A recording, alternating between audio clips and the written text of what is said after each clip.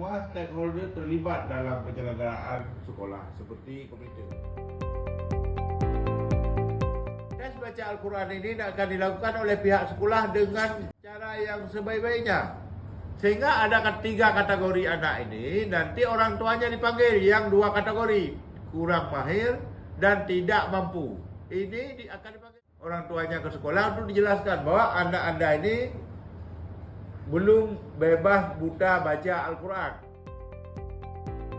Maka sekolah memutuskan anak Anda wajib les 3 kali seminggu misalnya.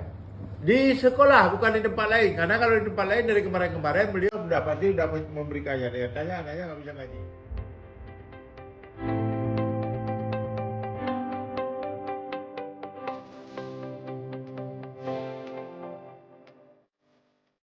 Hal tertentu kami membayarkan kepada panitia penyelenggara langsung pihak ketiga tersebut.